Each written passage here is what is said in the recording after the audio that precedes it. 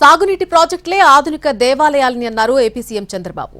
సముద్రంలో కలిసే నీటిని తెలుగు రాష్ట్రాలు వాడుకుంటే మంచిదన్నారు. వచ్చే నెల 15 నుంచి ఉచిత బస్సు సదుపాయం కల్పిస్తామని చెప్పారు చంద్రబాబు. పోలవరం బనకచర్ల లింక్ ప్రాజెక్టు తన సంకల్పమని అన్నారు సీఎం చంద్రబాబు. శ్రీశైలంలో పర్యటించిన చంద్రబాబు శ్రీశైలం ప్రాజెక్టు గేట్లెత్తి నీటిని విడుదల చేశారు. కృష్ణానదికి నీళ్లు రాకపోయినా గోదావరి నుంచి బనకచర్లకు నీరు తెస్తే కరువు ఉండదని అన్నారు.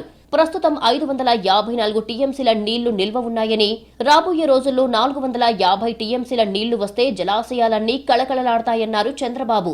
సముద్రంలో కలిసే నీటిని 2 రాష్ట్రాలు వాడుకుంటే రైతాంగానికి మేలు జరుగుతుందన్నారు. మన రాష్ట్రంలో ఇంట్రా రివర్ లింకేజ్ కావాలి అంటే వంశధార నుంచి పోలవరానికి రావాలి, పోలవరం నుంచి బనకచర్లకు రావాలి.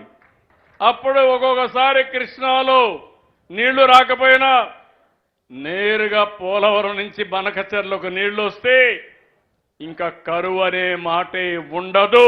అది నా సంకల్పం అని మరొక్కసారి మీ అందరికీ తెలియజేస్తున్నా. ఉచిత బస్సుపై మరోసారి క్లారిటీ ఇచ్చారు సీఎం చంద్రబాబు. మహిళలు జిల్లాలో ఎక్కడ తిరగాలన్నా ఆగస్టు 15 నుంచి ఉచిత బస్సు సదుపాయం కల్పిస్తున్నామన్నారు.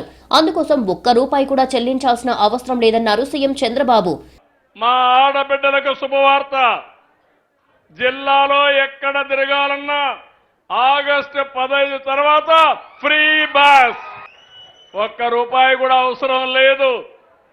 గతంలో రాగులు, సజ్జలు, జొన్నలు, కొర్రలు తినేవాళ్లమని పాలిష్డ్ రైస్ తిని షుగర్ వ్యాధి తెచ్చుకుంటున్నారని చంద్రబాబు అన్నారు. ఇప్పుడంతా ఆరోగ్యంపై దృష్టి పెడుతున్నారని, చిరుధాన్యాలు తింటున్నారని తెలిపారు.